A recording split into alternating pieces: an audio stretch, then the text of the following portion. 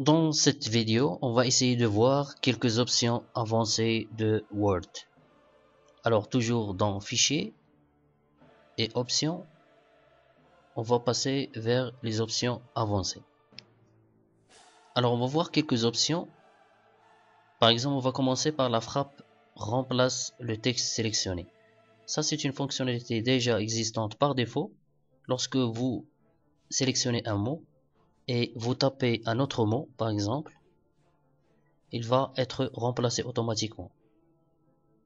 Alors, si on désactive cette fonctionnalité, vous allez constater que lorsque vous sélectionnez un mot et vous tapez un autre, il ne va pas être remplacé, mais il va être saisi avant le mot. Deuxième fonctionnalité avancée, c'est lors d'une sélection, sélectionner automatiquement le mot entier. Alors, lorsque vous cliquez à l'intérieur d'un mot et vous prenez par exemple I italique, tout le mot il va être mis en forme. Par exemple, si je clique sur souligner, le mot il va être souligné. Si je désactive cette fonction, dans les options avancées, et je vais essayer par exemple le même mot, et je clique sur souligner, le mot ne va pas être souligné.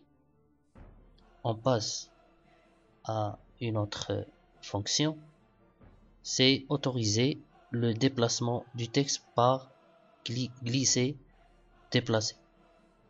Lorsque vous voulez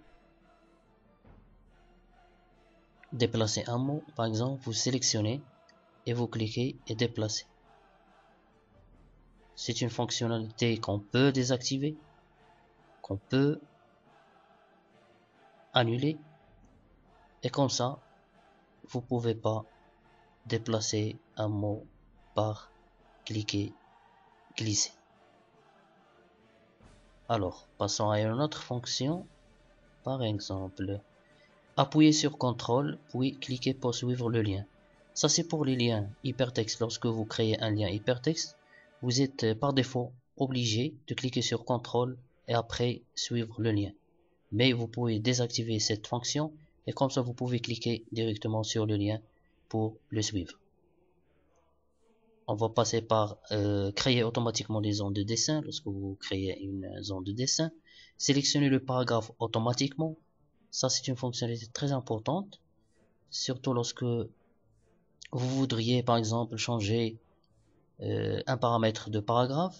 Il suffit de cliquer à l'intérieur du paragraphe pour, par exemple, changer l'interligne. Et voilà, donc l'interligne du paragraphe change. Aussi l'utilisation du curseur intelligent, etc.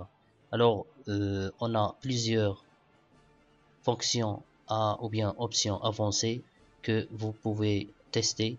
Alors, je vous laisse le soin de tester d'autres fonctions ou bien d'autres options avancées. Merci.